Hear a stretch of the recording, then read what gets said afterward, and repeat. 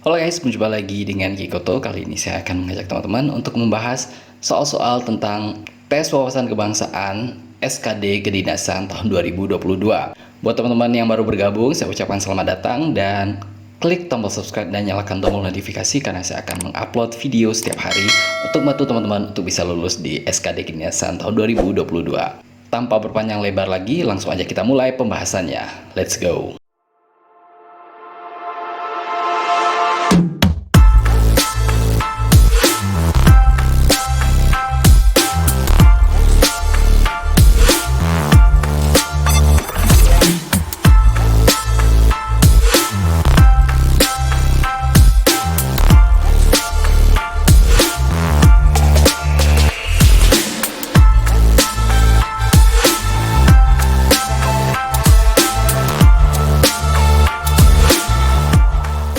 Setahun belakangan ini, negara Indonesia dilanda bencana non-alam, yaitu pandemi COVID-19.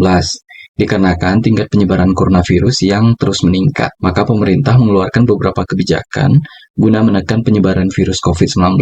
Kebijakan yang diterapkan tersebut bertujuan untuk membatasi pergerakan dan aktivitas masyarakat. Namun, ada pihak tertentu yang tidak setuju kebijakan pembatasan kegiatan masyarakat. Bahkan, beberapa orang mengungkapkan ketidaksetujuan tersebut mereka secara terbuka. Sikap seperti demikian bertentangan dengan Pancasila, terutama sila ke bla bla bla. Nah, di sini teman-teman bisa lihat kan poin inti dari cerita ini kan ketidaksetujuan secara terbuka. Jadi orang-orang itu yang nggak setuju dengan kegiatan pembatasan ini, pembatasan masyarakat atau social distancing itu, mereka secara terang-terangan mereka bilang nggak setuju.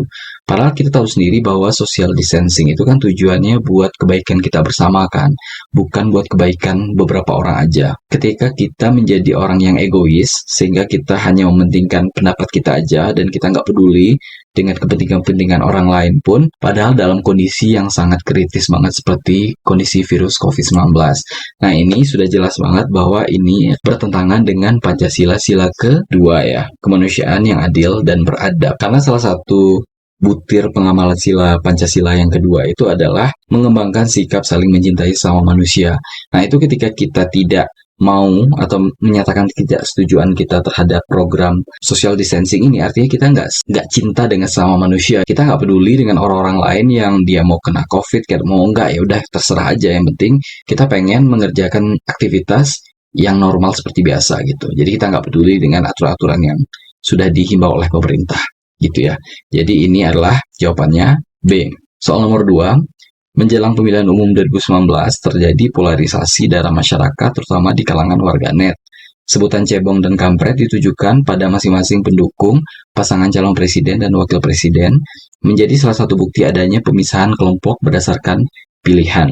Meskipun tidak sedikit pemilih dari masing-masing pasangan calon tidak merasa dirinya bagian dari kelompok cebong ataupun kampret, namun kerap kali terjadi permusuhan antar dua kelompok tersebut. Permusuhan kedua kelompok tersebut dalam bentuk saling mengejek, menghina, dan memfitnah dengan berbagai informasi hoaks. Kondisi tersebut bertentangan dengan sila bla bla. Nah, ini udah jelas banget ya.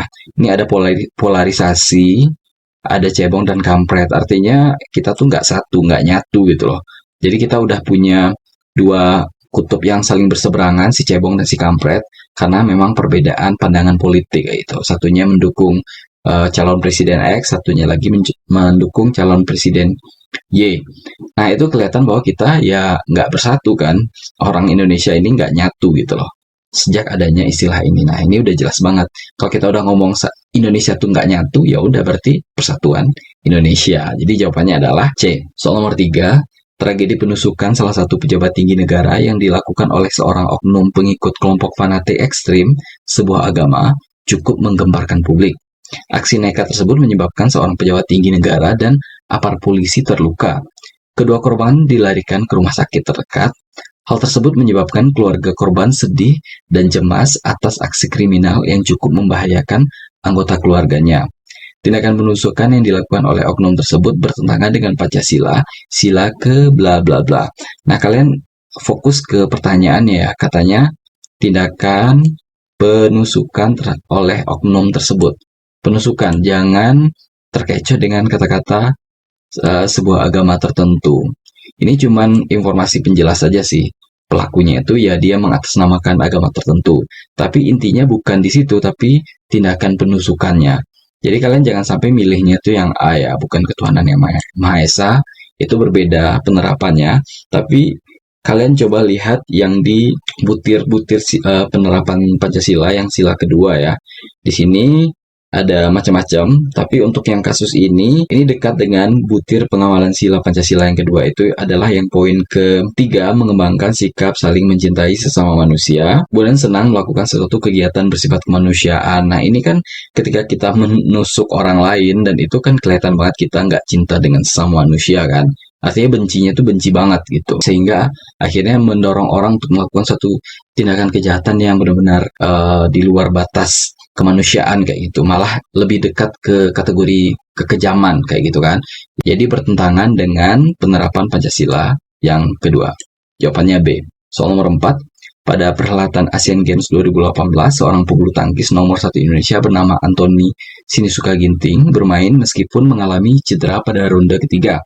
Setelah sempat unggul skor 15-11 pada ronde ketiga, Ginting mengalami cedera pada bagian lutut dan sempat mendapatkan perawatan medis. Meskipun sedang dalam kondisi cedera, ia terus bermain hingga akhirnya menyerah tidak bisa melanjutkan pertandingan. Sikap yang ditunjukkan oleh Anthony Sinisuka Ginting untuk terus bertanding meskipun dalam kondisi cedera adalah bla bla bla.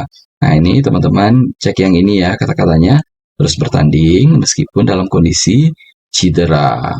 Nah ini sebenarnya sifat yang gimana sih? Sifat yang pantang menyerah. Pantang menyerah dan juga sifat kepahlawanan. Ya kan? Nah kalau misalnya kita ngomong sifatnya pantang menyerah, rela berkorban, kemudian juga ada unsur kepahlawanannya karena dia maunya terus berjuang sampai akhir, itu dekat dengan penerapan patriotisme. Ya, jadi jawabannya adalah D. Soal nomor 5, usaha bela negara sangat diperlukan dalam menjaga kedaulatan dan keberlangsungan negara.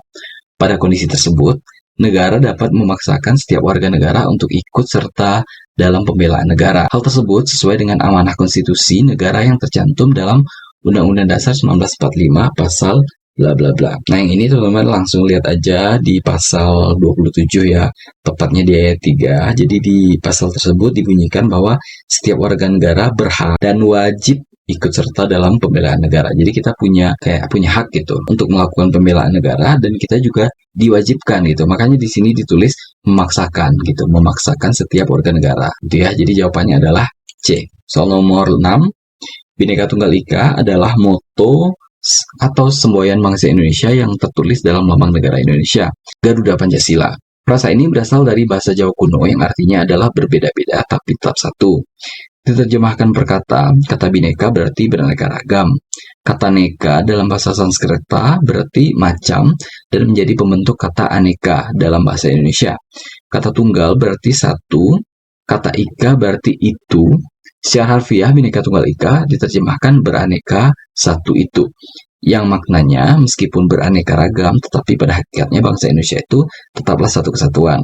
Semboyan ini digunakan untuk menggambarkan persatuan dan kesatuan bangsa dan negara kesatuan Republik Indonesia yang terdiri atas keberaneka-ragaman budaya, bangsa, daerah, ras, suku bangsa, agama, dan kepercayaan. Pengamalan Bhinneka Tunggal Ika ini harus diterapkan dalam bla bla bla. Nah mungkin teman-teman harus lihat dulu ya contoh-contoh penerapan Bhinneka Tunggal Ika itu. Contohnya mulai dari yang pertama dulu ya, ada berteman dengan siapa aja, kemudian bersikap merendah dan tidak sombong terhadap orang lain, memberikan kebebasan beragama terhadap orang lain, tidak memaksa orang lain untuk mengikuti ajaran agama kita, bersikap adil terhadap sesama, bertindak, bersikap, dan berperilaku sesuai norma atau aturan yang berlaku di masyarakat, kemudian menumbuhkan sikap tenggang rasa antar sesama warga negara Indonesia, memiliki sikap toleran yang tinggi atau mudah memaafkan orang lain, menjaga suasana masyarakat agar selalu tentram, agar tidak menimbulkan perpecahan, kemudian menjunjung tinggi kepentingan bersama di atas kepentingan individu maupun golongan, kemudian rela berkorban demi keuntungan NKRI, kemudian menghindari perilaku membeda-bedakan orang lain berdasarkan background kehidupannya, menghargai dan menghormati setiap perbedaan pendapat yang ada, menjalankan setiap kewajiban yang tidak dimiliki warga negara Indonesia, dan lain sebagainya. Nah ini kan kelihatan bahwa memang semboyan Bhinneka Tunggal Ika ini harus diterapkan tidak hanya dalam lingkungan kita hidup bertetangga gitu ya, Nggak cuma dalam kehidupan berkeluarga, nggak cuma dalam kehidupan pertemanan, tapi dalam kehidupan bermasyarakat dan bernegara. Jadi itu harus digunakan di seluruh lini kehidupan kita, terutama ketika kita berada di lingkungan masyarakat Indonesia. Gitu ya. Jadi jawabannya adalah A. Soal nomor 7, kekerasan dalam rumah tangga atau disingkat KDRT adalah tindakan yang dilakukan di dalam rumah tangga baik oleh si suami, istri, ataupun anak yang berdampak buruk terhadap keutuhan fisik, psikis, dan keharmonisan hubungan sesuai yang termaktub dalam pasal 1 Undang-Undang Nomor 23 Tahun 2004 tentang penghapusan kekerasan dalam rumah tangga atau Undang-Undang PKDRT. Kekerasan dalam rumah tangga adalah penyimpangan sila ke bla bla bla kekerasan. Nah, ini sebenarnya hampir mirip juga saya tadi ya. Kalau kita udah ngomong kekerasan, ini berarti kita kayak nggak cinta dengan sesama manusia kan? Karena keluarga kita itu juga pastinya manusia gitu. Ketika kita melakukan kekerasan, melakukan tindakan yang bisa melukai fisiknya, melukai psikisnya, dan juga membuat keharmonisan rumah tangga itu menjadi berantakan, ya itu artinya kita tidak mencintai manusia gitu. Dan tidak mencintai sama manusia itu adalah salah satu hal yang bertentangan dengan butir-butir pengamalan Pancasila yang tadi ya, yaitu sila kedua gitu ya. Jadi jawabannya adalah B. Mungkin sekian dulu dari saya. Buat teman-teman yang masih ada pertanyaan, langsung aja komen di bawah.